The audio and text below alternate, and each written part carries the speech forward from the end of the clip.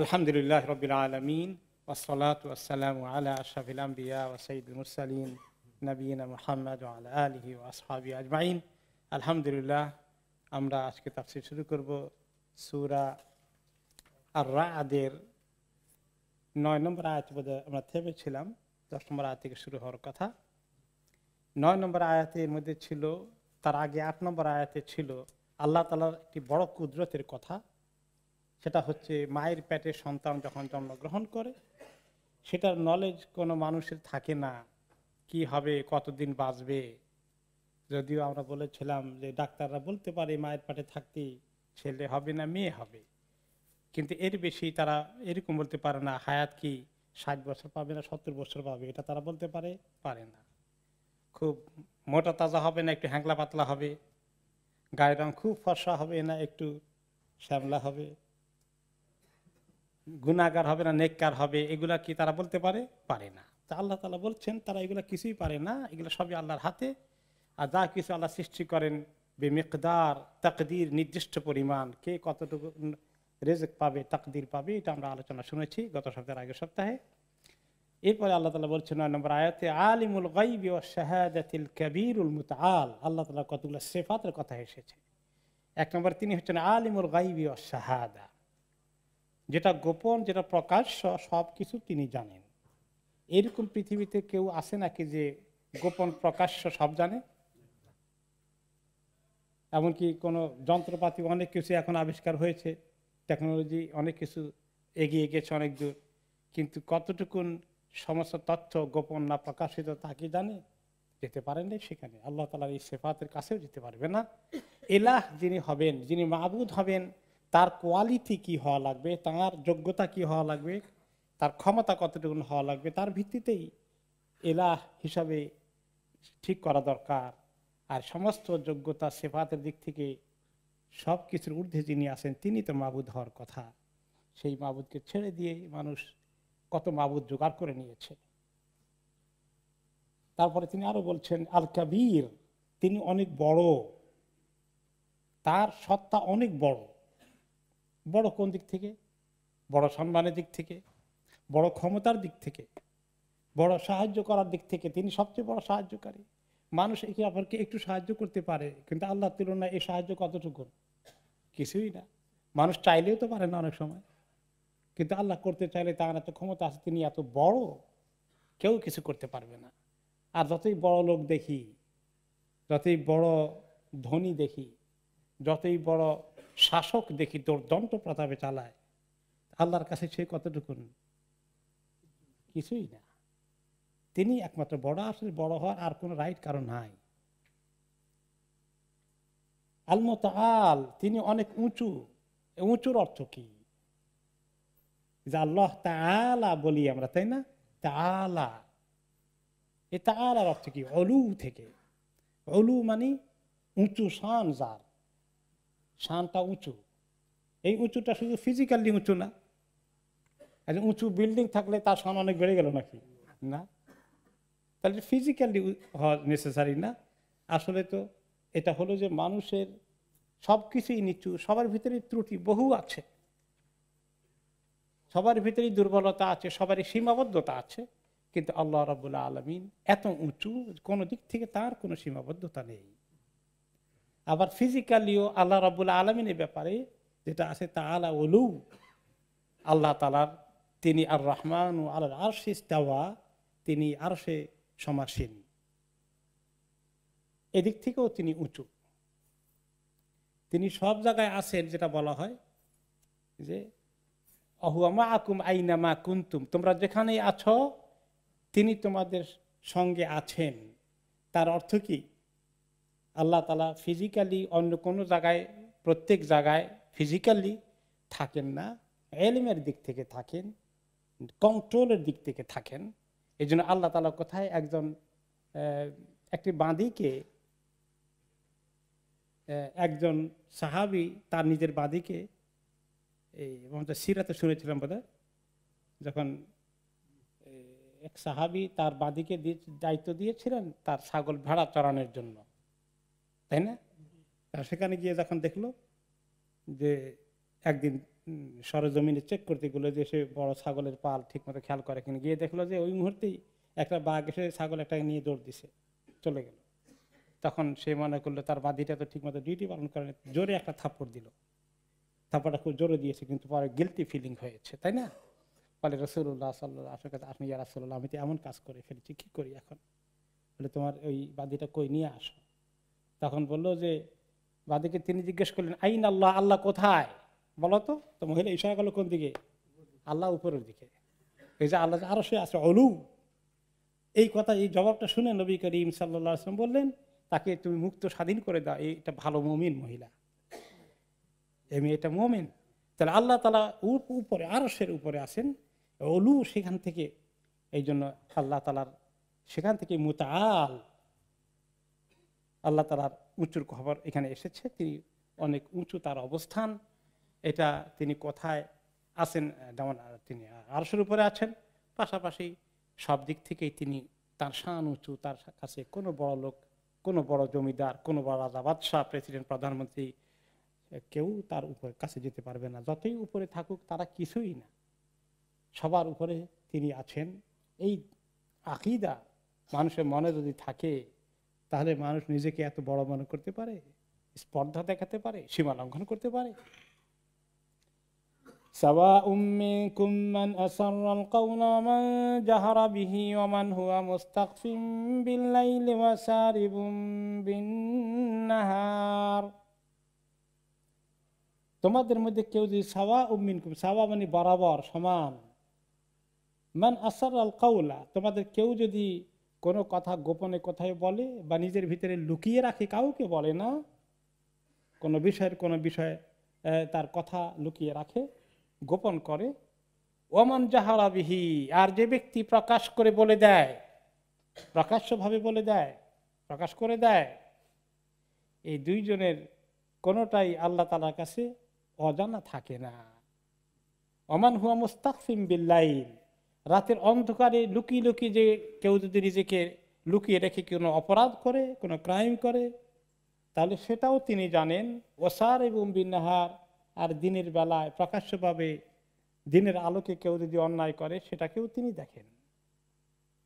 এখন তো আল্লাহ তাআলা রাত্রেটা দেখেন, এটা বললেই তো হয়, দিনেরটা তো আমরাও দেখি মনে হয় যেন, দিনেরটাও আল্লাহ দেখেন, এটা বলার মধ্যে কি হাকিকত আছে?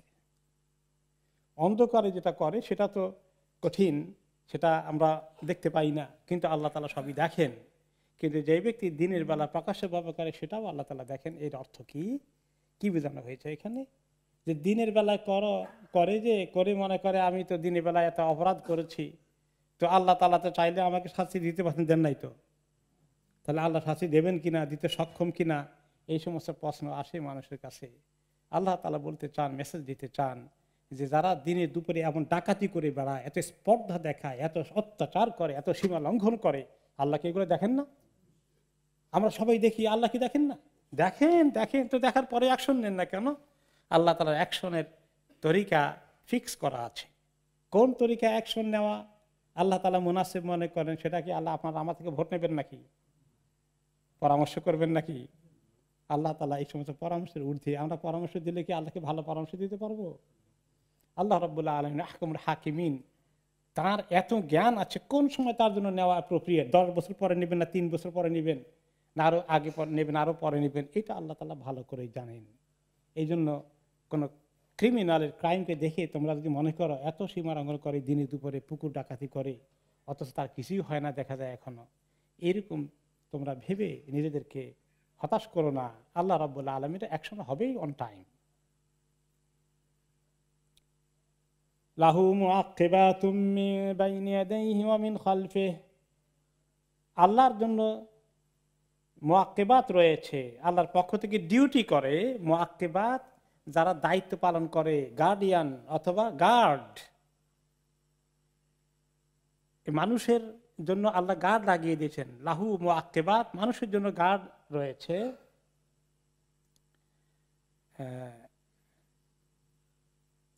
এই গার্ডগুলো তারা পাহারা দেয়, তাই এই গার্ডগুলো হচ্ছেন ফেরেশতা, মানুষকে পাহারা দেয় ফেরেশতাগণ,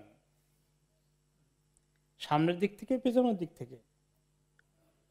ইয়াহফাযুনাহু মিন আমরিল্লাহ, এই গার্ডগুলো আল্লাহর হুকুমে তাকে হেফাজত করে। এ বিষয়ে হাদিস শরীফে এসেছে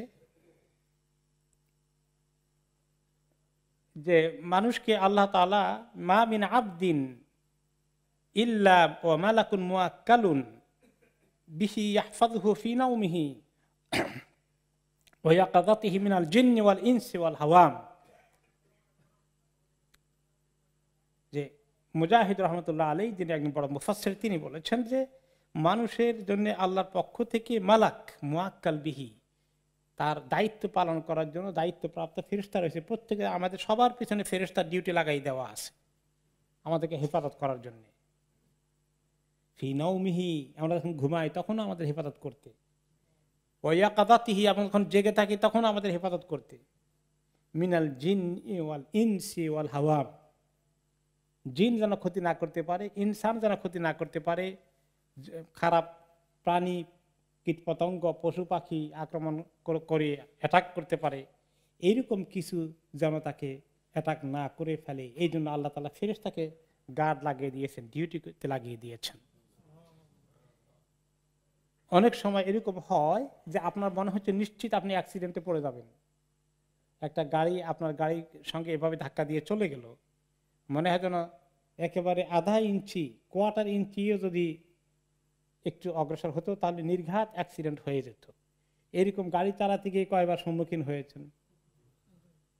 রাস্তা পার হতে গিয়ে কয়েকদিন গাড়ির নিচে চাপা পড়ার কথা ছিল, এরকম ঘটে নাই? জীবনে বহু অ্যাক্সিডেন্ট হয়েছে আমার আপনার জীবনে, এগুলা শুনলে তাজ্জব লেগে যায়। এখনো মনে পড়লে জীবনের এক একটি ঘটনা, কেমনে বাঁচলাম কেমনে, আমার ছেলে মেয়ে কেমনে বাঁচলো এত বড় বিপদ থেকে। আল্লাহ তাআলা এটা করেন, হেফাজত না করলে আমাদের কোনো উপায় ছিল না। আর শয়তান তো আছেই, ফিজিক্যালি পারলে আমাদেরকে মেরে ফেলবে, ফিজিক্যালি মারার জন্য সে রেডি। তার এত হিংসা আদম সন্তানগুলো, এরা কেউ যদি জান্নাতে যায় এই এই এই হিংসা সে আদম সন্তানকে পালে গলা টিপেই মেরে ফেলবে। কিন্তু আল্লাহ তাআলা পাহারা দিচ্ছেন ফেরেশতা বসিয়ে। অন্য হাদিসে এসেছে যখন আল্লাহ তাআলার হুকুম চলে আসে, কদর তাকদিরে লেখা আছে, ওই যে ওই দিন অ্যাক্সিডেন্টটা ঘটে যাবে, তখন ফেরেশতারা জানে আজকে এটা রুটিন করা আছে, তারা পেছনে চলে আসে, সেদিন অ্যাক্সিডেন্টটা ঘটে যায় এবং এই ঘটনার কারণে হয়তো সেদিন তার দিনটা শেষ হয়ে যায়। ওইটা আল্লাহর কদর, আল্লাহ তাআলা লিখে রেখেছেন। ফাইদা জাআ আজালুহুম লা ইস্তাখিরুনা সাআতান ওয়ালা ইস্তাকদিমুন, যখন তাদের সেই নির্দিষ্ট সময়টি আসবে, মৃত্যুটি, তখন এক মুহূর্ত আগেও আসবে না, পিছাবে না, অথবা আরেক মুহূর্তে পিছাবে না, ঠিক মতোই আসবে। ওই সময় তারা সরে যান। তো এই জন্য আল্লাহ তাআলার এই যে এত মেহেরবানি আমাদের প্রতি, আমাদেরকে এত বিপদ থেকে সাহায্য করেন, এত হেফাজত করার ব্যবস্থা করেছেন। আমরা দুটো জিনিস এখানে, একটা হলো যে আমরা নিজেদেরকে অনেক সেফ আছি মনে করি, কনফিডেন্স থাকে আমাদের, আমি খুব ভালো ড্রাইভার, এক্সপার্ট। কনফিডেন্স নিজের উপরে রাখবো, কার উপরে তাওয়াক্কুল? আল্লাহর উপরে। আল্লাহ তাআলা হেফাজত না করলে তার ফেরেশতা দিয়ে আমার কোনো উপায় নেই, আমি সব সময় দুর্বল। কাজে নিজের উপরে কোনো কনফিডেন্স যেন না থাকে, সমস্ত তাওয়াক্কুল আল্লাহ তাআলার উপরে থাকবে। আর দুই নম্বর হলো এই যে জীবনে এত ফেভার আল্লাহ তাআলা পেয়েছি, টাইম টু টাইম তিনি আমাদেরকে কত বড় বিপদ থেকে উদ্ধার করেছেন, রক্ষা করেছেন, হেফাজত করেছেন, এইগুলো মনে করে কয়বার শুকর আদায় করেছি, আল্লাহ তাআলার প্রতি কৃতজ্ঞতা প্রকাশ করেছি। তো আল্লাহ তাআলার প্রতি শুকর গুজার হওয়া, এটা একটি বড় ইবাদত। যদি যখনই মনে পড়ে তখনই যদি মানুষ এই শুকরটা আদায় করে ফেলে আবার, যে আল্লাহ সেদিন আমার জীবনে 10 বছর আগে, 30 বছর আগে এই বিপদটা ঘটেছিল, আপনি যে আমাকে কিভাবে মেহেরবানি করেছেন, আপনি যদি ওই কথাটা আবার শুকর আদায় করেন, সুবহানাল্লাহ, আল্লাহ তাআলা খুশি হয়ে যান। আর যে ব্যক্তি শুকর আদায় করে না, সেই ব্যক্তি এই আল্লাহর কাছ থেকে কিছু পাওয়ার নাই তার। আর যে ব্যক্তি শুকর আদায় করে, আত-তাইমুশ শাকির কাস-সাইমিল আবিদ, যে ব্যক্তি খায় এবং শুকর আদায় করলো, খাওয়ার পরে যে কোনো ভালো কিছু পাইলে, যে কোনো ফেভার পাইলে শুকর করে, সেই ব্যক্তিকে আল্লাহ এমন নিয়ামত দান করেন, এমন সওয়াব দান করেন, যে ব্যক্তি না খেয়ে নফল রোজা রেখে এবং নফল ইবাদত করে, কিয়ামুল লাইল করে, তাহাজ্জুদ করে যে সওয়াব পেয়ে যায়, সেই সওয়াব পেয়ে যায়। কাজে আল্লাহ তাআলার শুকর আদায় করাটা যখন যে নিয়ামত, কি কি নিয়ামত আমার জন্য আপনার জন্য আছে, কোন সময় আল্লাহ তাআলার পক্ষ থেকে এক বিশাল সাহায্য পেয়েছিলাম, যখনই মনে পড়ে তখনই যেন আল্লাহ শুকর আদায় করি। এরপরে এসেছে অত্যন্ত গুরুত্বপূর্ণ একটি মেসেজ আমাদের জন্য, ইন্নাল্লাহা লা ইউগাইয়িরু মা বিকাওমিন হাত্তা ইউগাইয়িরু মা বিআনফুসিহিম। এই আয়াতটির এই অংশটুকুর অর্থ হচ্ছে, নিশ্চয়ই আল্লাহ পরিবর্তন করে দেন না কোন জাতিকে যতক্ষণ না তারা নিজেদের পরিবর্তন নিজেরা না করে, বা নিজেরা নিজেদেরকে পরিবর্তনের দিকে এগিয়ে না নিয়ে যায়, ততক্ষণ আল্লাহ তাদের পরিবর্তন করেন না। পরিবর্তনের দুটো দিকে এখানে আছে। একটা হলো যে আপনি খুব ভালো অবস্থায় আছেন, সবকিছু ঠিকঠাক মাশাআল্লাহ আছে, আল্লাহ তাআলা সুখ শান্তিতে আপনাকে রেখেছে, এখন আপনি তো আল্লাহ শুকর টুকর কিছুই আদায় করেন না। আপনি এগুলোর জন্য অনেক প্রাউড, অনেক কনফিডেন্স, আপনি সীমালঙ্ঘন করছেন, আপনি নিজের বাহাদুরি দেখাচ্ছেন, নিজের কৃতিত্ব জাহির করেন, ক্রেডিট নেন। তাহলে এই যে শুকর আদায় করলেন না, সব নিজে নিলেন এবং এগুলাকে অপব্যবহার করলেন, তাহলে আল্লাহ তাআলা আপনার কাছ থেকে নিয়ামত কেড়ে নিয়ে যাবে, নিয়ামত কেড়ে নিয়ে যাবে। তাহলে আপনার ওই নিয়ামত চলে গেল, হারিয়ে ফেললেন। সেই নিয়ামত কেন চলে গেল? আপনার এই হালতের কারণে। এদিক থেকে হলো যে তার ভালো অবস্থাকে খারাপে পরিবর্তন করে দিবেন আল্লাহ। তার রিজিকের অবস্থা ভালো ছিল, অভাব অনটন ছিল না, কিন্তু সে একটা সাংঘাতিক দুর্যোগের শিকার হয়ে গেল, তার নিজের ত্রুটি, নিজে এতে বিপদ ডেকে এনেছে। আর আরেকটা হলো এখানে আসে যে যখন আল্লাহ তাআলা থেকে দূরে চলে যায়, বিভিন্ন রকমের আল্লাহ সাহায্য থেকে সে বঞ্চিত হয়ে যায়, তার উপরে মুসিবতের উপরে মুসিবত নাজিল হতে থাকে। এখন সে অবস্থা বলে যে আমি এত মুসিবত নাজিল হয়, আল্লাহ আমার একটু উদ্ধার করে না। এখন তাকে কি করতে হবে? নিজে এই মুসিবত থেকে বের হওয়ার জন্য আল্লাহ তাআলা তাকে কি প্রক্রিয়া দিয়েছেন, কি তরিকা বাতিয়ে দিয়েছেন, সেই তরিকা আসবে, সংশোধন করবে, ইসলাহ করবে, আল্লাহর কাছে অনুতপ্ত হবে, তওবা করবে, আমল দুরুস্ত করবে, গুনাহ ছেড়ে দেবে, তাহলে আল্লাহ তাআলা তার হালাতকে ভালো করে দেবেন। আর সে যদি আপন অবস্থায় ডুবেই থাকে আর আল্লাহ কেন সাহায্য করে না এই চিন্তায় থাকে, তাহলে আল্লাহ তাকে সাহায্য করবেন না। এখন মুসলিম উম্মার অবস্থা, সবার শুধু একটাই কষ্ট মনের মধ্যে, মুসলিম উম্মার কি দুর্গতি ফেস করছে, অসহায় হয়ে গেছে, পৃথিবীর জাতিগুলো মুসলিম উম্মাকে খেতে বসেছে মনে হয় যেন। অনেকেই শুধু হতাশ হয়ে যায়, কিন্তু কোন কারণে যে আমরা কিভাবে আল্লাহ সাহায্য পাবো, কোন তরিকায় আসলে আল্লাহ খুশি হবেন, কোন তরিকায় আসলে আল্লাহ সাহায্যের উপযুক্ত হব, এই তরিকার দিকে এগিয়ে না আসলে আল্লাহ তাআলা সাহায্য করবেন না। ওই তরিকায় আসলে আল্লাহ তাআলা সাহায্য করবেন। সাহাবায়ে কেরাম রাদিয়াল্লাহু আনহুম আজমাইন, আরব দেশের ওনাদের একটা রাষ্ট্রও ছিল না, কবিলা ভিত্তিক বিক্ষিপ্ত অবস্থায় নবী করিম সাল্লাল্লাহু আলাইহি ওয়াসাল্লাম তাদেরকে সুসংগঠিত করলেন, আল্লাহর দিকে নিয়ে আসলেন। বেদুইন আরবদের এই সমাজকে আল্লাহ তাআলা কি সমাজে পরিণত করলেন? পারস্য রোমান সম্রাটের মতো লোকেরা তাদের কাছে পরাজিত হয়ে গেল। সুবহানাল্লাহ, তাদের সভ্যতা কত বড় সভ্যতা বলেন। ইরানের সেই পারসিক সভ্যতা কত শত বছরের না হাজার বছরের, রোমান সভ্যতা কত বছরের, কাদের কাছে তারা পরাজিত হয়ে গেল। তাহলে আল্লাহ রাব্বুল আলামিন আমাদেরকে পরিষ্কার বার্তা দিয়েছেন, যতক্ষণ পর্যন্ত তাদের অবস্থা পরিবর্তন হবে না, করবে না তারা, ততক্ষণ পর্যন্ত তাদের অবস্থার পরিবর্তন হবে না, করা হবে না। একটি হাদিসে এসেছে, আওহাল্লাহু ইলা নাবিয়্যিম মিন আমবিয়া বনি ইসরাঈল আন কুল্লি কওমিকা। বনি ইসরাঈলদের একজন নবীকে আল্লাহ তাআলা বললেন, তোমার কওমকে বলো তো, এই মেসেজটা দাও, ইন্নাহু লাইসা মিন আহলি ক্বরিয়াতিন ওয়ালা আহলা বাইতিন। কোন গ্রামের, কোন জনপদের কিছু লোকজন অথবা কোন বাড়ি ঘরের কোন লোকজন যদি ইয়াকুনুনা আলা তাআতিল্লাহ, আল্লাহ তাআলার তাআহ, আল্লাহর হুকুম মানার মধ্যে যদি তারা থাকে, ফায়াতাহাওয়ালুনা মিনহা ইলা মাসিয়াতিল্লাহ, অতঃপর এই আল্লাহর হুকুম থেকে তারা সরে এসে আল্লাহর অবাধ্য হওয়া শুরু করে দেয়, ইল্লা হাওয়ালাল্লাহু আনহুম মা ইউহিব্বুনা ইলা মা ইয়াকরাহুন। তাদের এই সীমা লঙ্ঘন, অবাধ্যতা, গুনাহ এবং নাফরমানির কারণে আল্লাহ তাআলা তাদের উপর এমন পরিস্থিতি চাপিয়ে দিবেন যা তারা কখনো পছন্দ করেনি, যা তারা অপছন্দ করত, যা তারা চায় না, এমন কঠিন পরিস্থিতি আল্লাহ তাআলা তাদের উপরে চাপিয়ে দেবেন। কিন্তু যদি আল্লাহ তাআলার হুকুম মানার ভিতরে তারা মশগুল থাকে, তারা যদি এই রাস্তা থেকে সরে না যায়, তাহলে আল্লাহর পক্ষ থেকে নিরাপত্তা তাদের জন্য অবধারিত হয়ে থাকার কথা। وَإِذَا أَرَادَ اللَّهُ بِقَوْمٍ سُوءًا فَلَا مَرَدَّ لَهُ। এখন আল্লাহ যদি কোনো কওমকে খারাপ কিছু দিতে চান, তাদের উপরে বিপদ আপদ মুসিবত নাজিল করতে চান, তাদেরকে আল্লাহ তাআলা ইহানাত করতে চান, তাহলে এই বিপদ আল্লাহ দেওয়া শাস্তি থেকে ফালা মারাদ্দা লাহু, আসে কেউ এগিয়ে এসে তাদেরকে সাহায্য করতে? কত ছুটাছুটি করে, কত মাখলুকের কাছে যায়, কিন্তু কোন মাখলুক তাকে সাহায্য করতে এগিয়ে আসে না, বা আসলেও পারবে না। ফালা মারাদ্দা লাহু, আল্লাহ ফয়সালা করে দিয়েছেন তার শাস্তি হবে, তাকে আল্লাহ ইহানাত করবেন, এটা থামাইতে পারবে না কেউ। ওয়ামা লাহুম মিন দুনিহি মিন ওয়াল, আর কেউ নাই তিনি ছাড়া তাদের ওয়ালি হওয়ার জন্যে, তাদের অভিভাবক হওয়ার জন্যে, তাদের উদ্ধারকারী হিসাবে তারা কাউকেই পাবে না। দুনিয়ার মাখলুকের কাছে বহু ছোটাছুটি করে, করুক, আল্লাহর কাছে সাহায্য না চাইলে, আল্লাহ এগিয়ে না আসলে তাদের দুর্ভাগ্য কেউ দূর করতে পারবে না।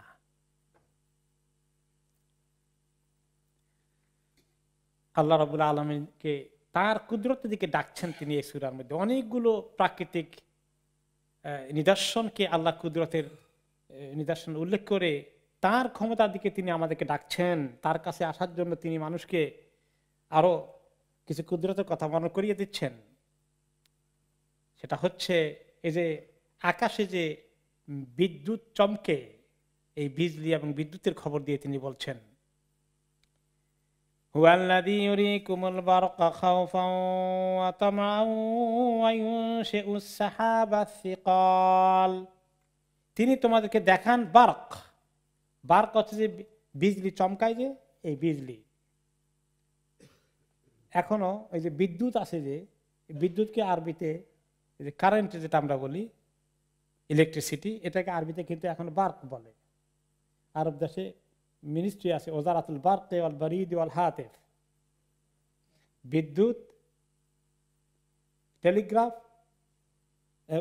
বিদ্যুৎ, পোস্টাল এবং টেলিফোন ডিপার্টমেন্ট মন্ত্রণালয়। বার্ক এই বিদ্যুৎ থেকেই এসেছে। এই বিদ্যুৎ থেকেই আকাশে মেঘের মধ্যে যে বিজলি হয়, সেটাই সিমিলার জিনিসই মানুষের ইলেকট্রিসিটি উৎপাদন করেছে। কাজে এটাও বার্ক। এটা ছোট বার্ক, আর ওটা আল্লাহ আকাশে যেটা আছে সেটা অনেক বড় বার্ক। হুয়াল্লাযী ইউরীকুমুল বারকা, সে আল্লাহ তিনি তোমাদেরকে বার্ক দেখান, এই বিজলির চমকানো দেখান। সেটা দেখলে কি হয়? খাওফান ওয়া তামআ, ভয়ও লাগে আবার আশাও লাগে। ভয় তো লাগে যে বিদ্যুৎ যখন বিজলি যদি কোনো জায়গায় পড়ে, তাহলে যে জায়গায় পড়লো, যে মানুষের উপরে পড়লো, গাছের উপরে পড়লো, পর্যন্ত গাছকে জ্বালিয়ে ফেলে, তাই না? মানুষের উপরে পড়লে বাঁচার উপায় আছে না? এই গত বছর না আগের বছর আমাদের দেশে বেশ লোক মারা গেল, 14 জন। তার সবগুলো কি হিসাব আসে নাকি? পেপারে আছে 14 জন মারা গেল এই বছরই, না কতদিন আগে, না গত বছর। তো এইরকম যখন হয়ে যায়, এটা এই ভয় লাগে। বেশি জোরে হয়ে গেলে খুব ভয় লাগে। কেমন একেবারে মানে গোটা জমিন কাঁপছে, ঘর বাড়ি কেঁপে উঠে, কোথায় কত দূরে এটা হচ্ছে, এত শব্দ হয়। আর তোমা আবার আশার আলো হয়, ভয় লাগে। আবার আশার আলো হয় কেন? আশার আলোর কারণ হচ্ছে অনেক দিন থেকে বৃষ্টি হয় না, খরা, যান চলে যায়। হঠাৎ করে একটু মেঘ লেগেছে আর একটু বিদ্যুৎ চমকাচ্ছে, সবার মনে আশা হয় আজকে বোধহয় বৃষ্টি আসবে, মাশাআল্লাহ। তো এই দুইটাই আছে। তো এই বিজলি চমকানোর মধ্যে দুটোটাই আল্লাহ তাআলা দিয়েছেন। যদিও মেজরিটি টাইমে আল্লাহ তাআলা আমাদেরকে মেঘে রেডি করার জন্য, বৃষ্টির জন্য যে ব্যবস্থা করেন, সেখানে বিজলি চমকানো আসে, আমাদের আশার আলো সৃষ্টি হয়ে যায়। বিশেষ করে যখন খরায় জমিন পুড়ে যাচ্ছে, ঘাসপালা পুড়ে যাচ্ছে, ওই মুহূর্তে বৃষ্টি, মানুষের কষ্ট হচ্ছে, বৃষ্টিটা দেখলে, আসতে দেখলে মানুষের মনে কত আশা, কত আনন্দ, কত আকাঙ্ক্ষা থাকে যে বৃষ্টি একটু আসুক, দুনিয়াটা একটু ঠান্ডা করুক। আবার যখন জোরে সোরে আসে কিছু একটা, জোরে তুফান হয়, ওই সময় যখন বিদ্যুৎ চমকায়, জোরে জোরে কান ফেটে যায়, ওগুলা শুনলে ভয় মানুষের তখন কলজা উল্টে যায়, কখন কার ঘরে বিপদ চলে আসে। তাহলে এই যে খাউফা ওয়া তামা দুইটা দিয়ে আল্লাহ তাআলা দেখান এই মেঘের মধ্যে দোনোটাই আছে, কল্যাণ যেমন আছে ক্ষতিও আছে। বৃষ্টির মধ্যে অনেক ফায়দা আছে আমাদের, আবার বৃষ্টি বেশি হয়ে গেলে ক্ষতি অনেক। যে প্লাবন, মহাবান্য, মানে মহাপ্লাবন হয়ে যায়, জমিন ডুবিয়ে যায়। এই যে কয়েকদিন আগে ইন্দোনেশিয়া কি হয়ে গেল, মেঘ বৃষ্টি উপলক্ষে কতবার আযাব হয়ে গেল, কত লাখ, মানে 1,000 লোক মারা গিয়েছে। তো এই যে দুটো জিনিস আছে, মানুষ এই আকাশের নিচে বসবাস করে, আর এই মেঘের চমকানি দেখে কি একটু ভয় আসে না যে কোন বিপদ চলে আসে?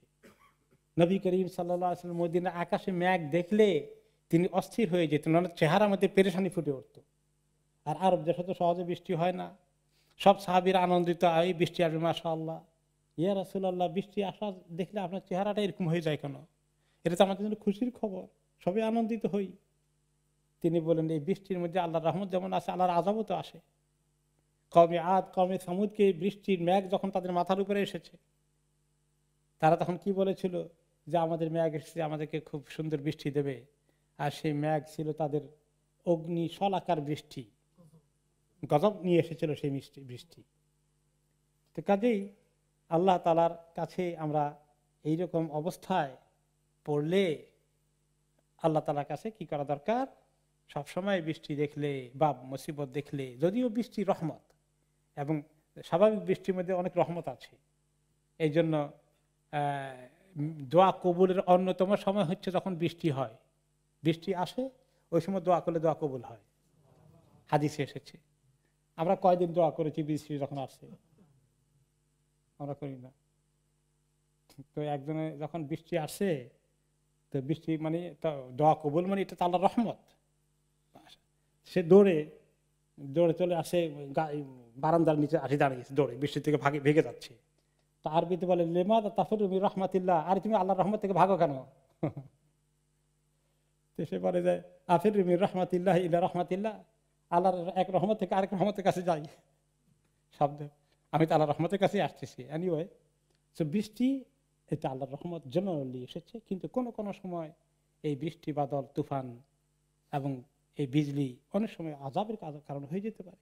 কাজে মানুষকে সব সময় সতর্ক থাকা লাগবে, সব সময় আল্লাহর দিকে রুজু হওয়া লাগবে, সব সময় আল্লাহর কাছে বিপদ থেকে পানা চাওয়া লাগবে। কোনো সময় আনন্দ ফুর্তিতে গা ভাসিয়ে দেওয়া যাবে না। এরপরে এই বিজলিটা যখন আসে, এই বিজলি এত জোরে আওয়াজ হয়, কিসের আওয়াজ হয় এটা? ওয়ায়ুসাব্বিহুর রাদু বিহামদিহি ওয়াল মালাইকাতু মিন খিফাতিহি। আর রাদ হলো এই যে বিদ্যুতের চমকানি, বিদ্যুতের যে চমকানি আওয়াজ হয়, ধুম করে আওয়াজ হচ্ছে, কান ফেটে যাচ্ছে।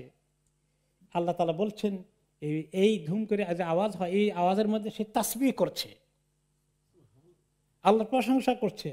ইউসাব্বিহুর রাদু, রাদ এই বিজলি, রাদ মানে বিদ্যুৎ, বিজলি, ইউসাব্বিহু তাসবিহ করে, বিহামদিহি আল্লাহর প্রশংসা করে, আলহামদুলিল্লাহ বলে তাসবিহ করে। সুবহানাল্লাহি ওয়াল হামদুলিল্লাহ, তাসবিহ আছে, আলহামদুলিল্লাহ আছে। ওয়াল মালাইকাতু মিন খিফাতি, আর এই বিদ্যুতের চমকানির সাথে আল্লাহর ফেরেশতাগণ আল্লাহর কাছে তাসবিহ এবং হামদ শুরু করে দেন আল্লাহর ভয়ে। কাজে বিদ্যুতের চমকানি হলে কিন্তু ওই সময় মনের ভিতরে ভয় নিয়ে আসা, আল্লাহর ভয়। তা আল্লাহর ভয় আসে না, আমাদের বিদ্যুতের ভয় আসে, খালি মাথার উপর পড়ে কিনা। কিন্তু ফেরেশতারা মাথার উপর পড়লো কিনা এই চিন্তা করে বলে না, আল্লাহর ভয়, আল্লাহর শানের ভয়ে তারা তাসবিহ করা শুরু করে দেয়।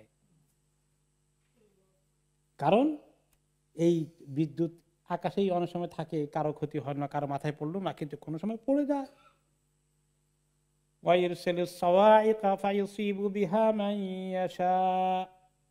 আর কোন কোন সময় এই বিজলির টুকরা কিছু অংশ, আগুনের টুকরা পড়ে যায় কারো মাথার উপরে, তখন বিদ্যুৎ পৃষ্ঠ হয়ে মারা যায়।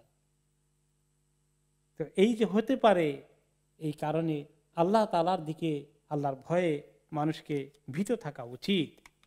কোন কোন রেওয়ায়েত আছে যে আবু রাসূলুল্লাহ সাল্লাল্লাহু আলাইহি ওয়াসাল্লাম বলেছেন, কানা ইদা সামিয়া সাউতুর রাদ, আবু হুরায়রা রাদিয়াল্লাহু আনহু বর্ণনা করেন যে রাসূলুল্লাহ সাল্লাল্লাহু আলাইহি ওয়াসাল্লাম যখন বিদ্যুতের চমকানির এই আওয়াজ শুনতেন, সাউত বিশেষ করে যখন আওয়াজ শুনতেন, আমি বিজলি দেখা যায় অনেক সময়, সেটা হয়তো কিছুটা লঘু, কিন্তু যখন আওয়াজ হয় খুব জোরে, তখন কিন্তু বিপদ আসার সম্ভাবনা বেড়ে যায়।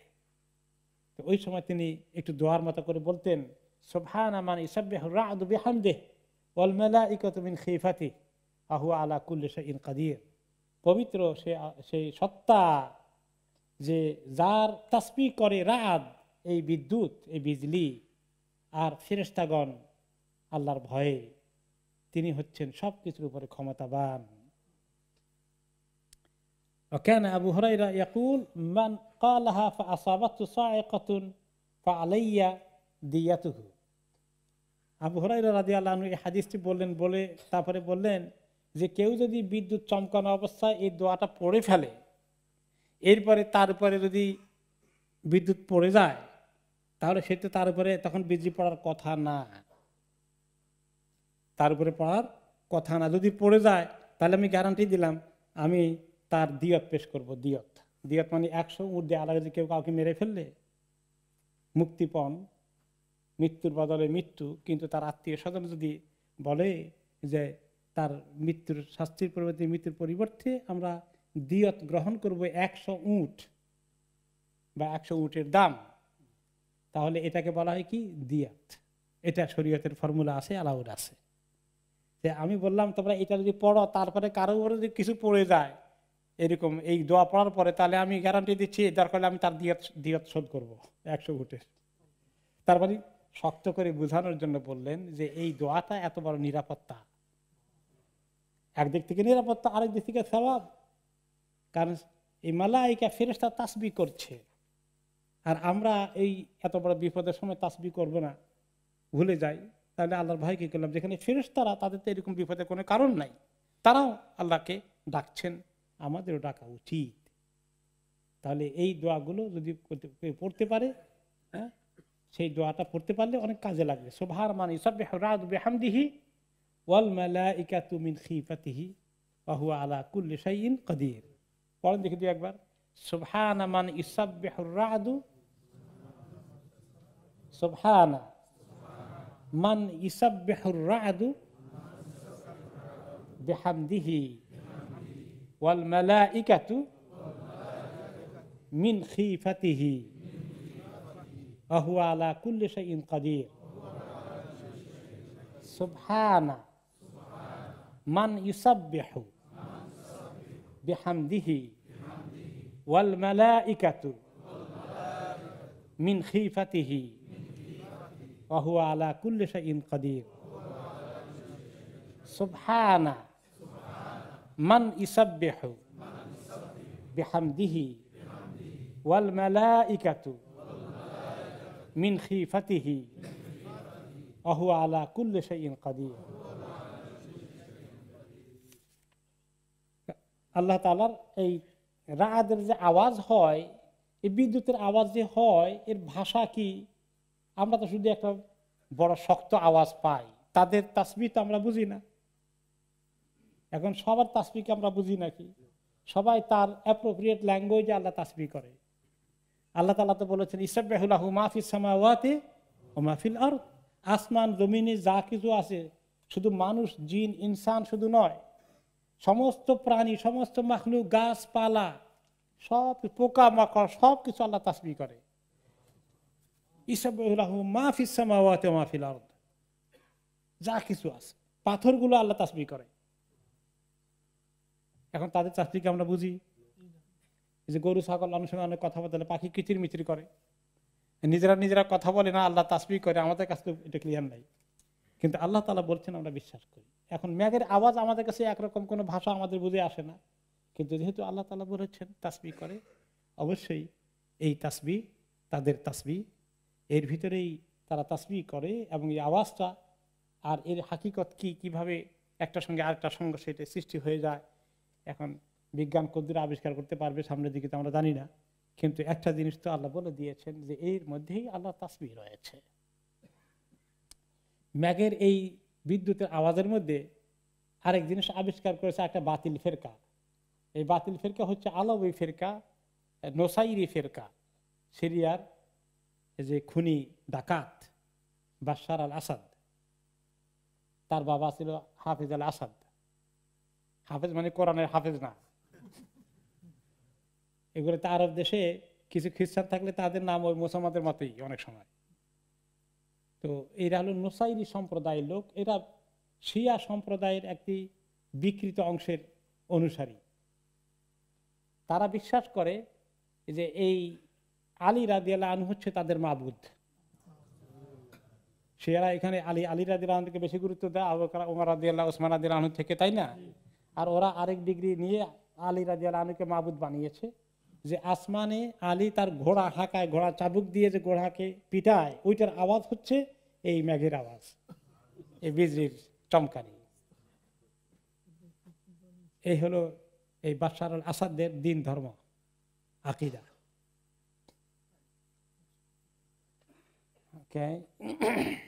আল্লাহ তাআলা বলছেন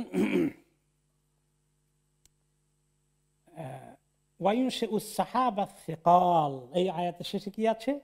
ওয়ায়ুনশিউস সাহাবা সিকাল, তিনি অনেক ভারী পাহাড়কে, ভারী মেঘকে গঠন করেন, ভারী মেঘ গঠন করেন।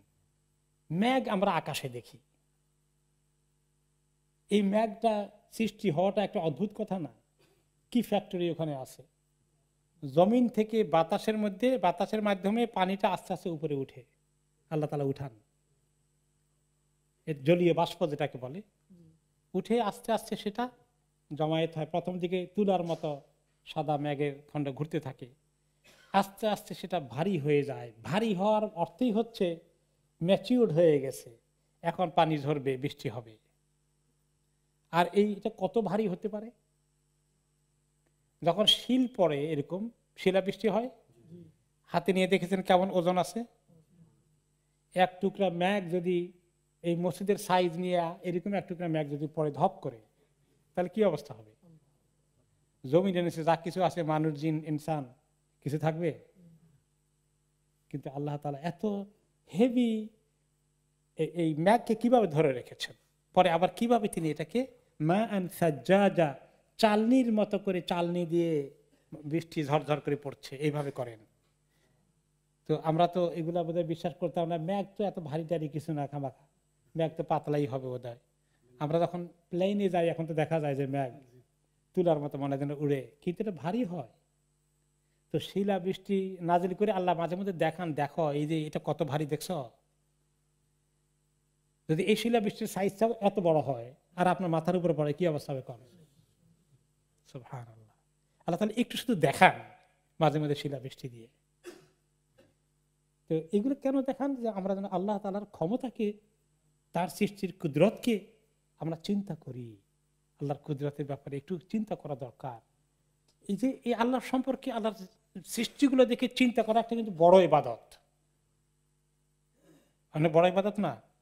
ইন্না ফি খালকিস সামাওয়াতি ওয়াল আরদ ওয়া ইখতিলাফিল লাইলি ওয়ান নাহার লাআয়াতিল লিউলিল আলবাব। এই যে আকাশ জমিনের সৃষ্টির মধ্যে, দিন রাত্রির বিবর্তনের মধ্যে, আবর্তনের মধ্যে,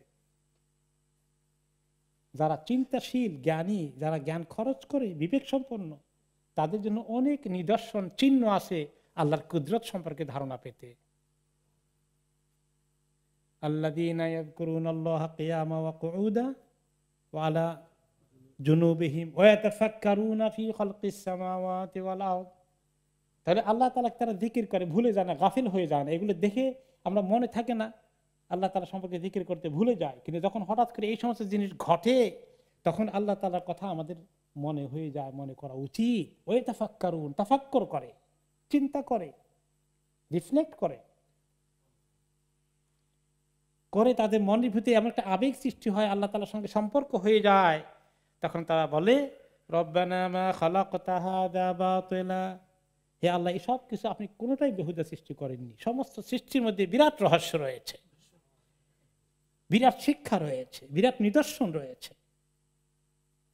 আমরা আপনার সম্পর্কে চিন্তা করছি আল্লাহ, ফাকিনা আযাবান নার, আল্লাহ মেহেরবানি করে আমাদেরকে জাহান্নামের আগুন থেকে বাঁচিয়ে দিন। তাহলে তাফাক্কুর করা, চিন্তা করা, সৃষ্টির দিকে তাকানো, এক একটা ঘটনা যখন ঘটে এগুলো নিয়ে একটুখানি গাফেল না হয়ে রিফ্লেক্ট করা, চিন্তা করা, এটা একটি বড় ইবাদত। আল্লাহ তাআলা তাদেরকে পছন্দ করেছেন, তাদেরকে আল্লাহ সত্যিকার জ্ঞানী বলেছেন, উলুল আলবাব বলেছেন। আর বাকিরা তারা চিন্তা করে না, তারা বেকুফ, তাদের কোনো জ্ঞান নেই, তারা বুদ্ধি জ্ঞান কাজে লাগালো না, তারা গাফেল হয়ে থাকলো। ইউসাব্বিহুর রা'দু বিহামদিহি ওয়াল মালাইকাতু মিন খিফাতিহি ওয়া ইরসিলুস সাওয়া'iকা ফায়ুসিবু বিহা মান ইয়াশা। এই যে তারপরে রা'দ, বিজলি যখন তাসবিহ করে আল্লাহর প্রশংসা নিয়ে, আর ফেরেশতারা আল্লাহর ভয়ে, আর তিনি বিজলি পাঠিয়ে দেন, বিদ্যুৎ নাজিল হয়ে যায়, ফায়ুসিবু বিহা মান ইয়াশা, যাকে তিনি চান বিদ্যুৎ তার উপরে গিয়ে পড়ে, কোনো কোনো সময় এরকম ঘটে যায়। ওহুম ইউজাদিলুনা ফিল্লাহ, এগুলো দেখার পরেও মক্কার কুরাইশগণ, দুনিয়ার অনেক মুশরিকগণ আল্লাহ তাআলা সম্পর্কে ঝগড়া করে, তর্ক করে, কোথায় আল্লাহ আছে, আল্লাহ কি আসলে আছে নাকি, আল্লাহ ক্ষমা থেকে দূর আছে, আল্লাহ তাআলা সম্পর্কে বিতর্ক সৃষ্টি করে ফেলে। এরপরে ওহুম ইউজাদিলুনা ফিল্লাহ ওয়া হুয়া শাদীদুল মিহাল, অথচ আল্লাহ তাআলা অনেক শক্তিশালী, আল্লাহ রাব্বুল আলামিনের অনেক শক্তি, অনেক ক্ষমতা, কত যে ক্ষমতা আছে এই সমস্ত সৃষ্টির দিকে তাকালে বোঝা যায়।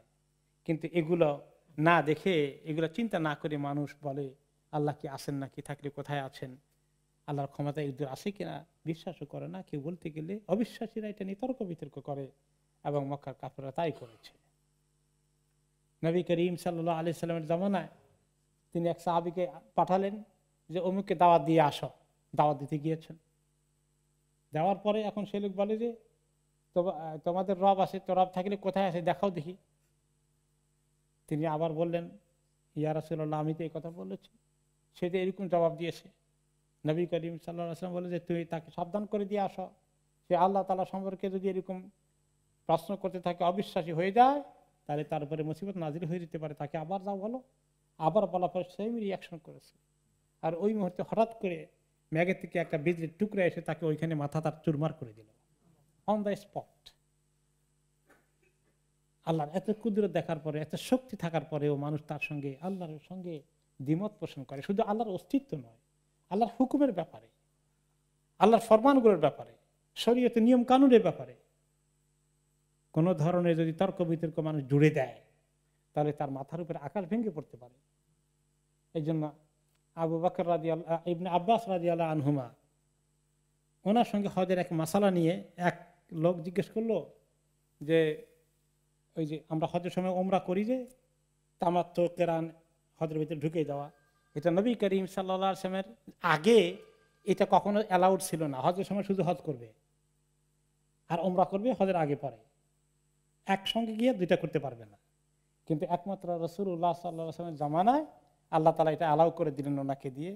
তো কোন সাহাবী মনে করেছেন যে এইটা বোধহয় শুধুমাত্র নবী করিম সাল্লাল্লাহু আলাইহি ওয়াসাল্লাম ওনার উপস্থিতিতে ওনার জন্য খাস করে করা হয়েছে। তো এটা কারো কারো কনফিউশন ছিল, তারা দেখে আসছে, সবসময় শুনে আসছে যে ওমরার সময়, হজের সময় ওমরা করা যায় না, হজের ওমরা একসঙ্গে হতে পারে না। তো এক লোক জিজ্ঞেস করলো ইবনে আব্বাস রাদিয়াল্লাহু আনহুর কাছে যে এই তামাত্তু করা, এই একসঙ্গে একই হজের সফরে করা, এটা কি এখনো জায়েজ আছে? তিনি বলেন যে হ্যাঁ, অবশ্যই জায়েজ আছে। তো পরে ওই সাহাবী বললেন, আমি তো আবু বকর ওমরকে জিজ্ঞাসা করেছি, ওনারা বললেন এটা তো জায়েজ নাই, এটা তো নবী করিম সাল্লাল্লাহু আলাইহি ওয়াসাল্লামের স্পেশাল ছিল। তখন তিনি বললেন, আমার আশঙ্কা যে তোমাদের উপরে এখনই আকাশ থেকে আকাশ ভেঙে আল্লাহর গজব তোমাদের মাথায় পড়বে। আমি বলছি আল্লাহ তাআলার রাসূলুল্লাহ সাল্লাল্লাহু আলাইহি ওয়াসাল্লাম বলেছেন, আর তোমরা বলো আবু বকর ওমর বলেছেন। আবু বকর ওমর কে? কাদের শরীয়তের বিষয়ে যদি কোনো কোরআন হাদিসের বক্তব্য পাওয়া যায়, অমুক শেখ বলেছেন, তার বিপরীত কথা, এটা গ্রহণ করা যাবে? এরকম ডিবেট করা যাবে? নো। খবরদার, এটা অনেকের মধ্যে আছে। আর এই তো বুঝছি তো, এত পর্দা কি এই জমানায় করা যায় নাকি? আরে আপনাদের মতে এত বেশি এক্সট্রিম হলে কি চলবে নাকি? আপনি যে টু মাচ করে ফেলতেছেন। এই জাতীয় মন্তব্য যারা করে তারা কি আল্লাহকে ভয় করে? কোন বিপদ তাদের মাথায় পড়ে যায়? কোরআন হাদিসের কথা শুনলেই বলে আমি আর একটু জানি, দেখি এই বিষয়ে আর কিছু আছে কিনা, আমি একটু লেখাপড়া করি, এটা ঠিক আছে। আর যে সেটাকে আপনি প্রতিবাদ শুরু করে, আরে না হাদিস তো বলছে, কিন্তু এখন কি সেটা আমল করা সম্ভব নাকি?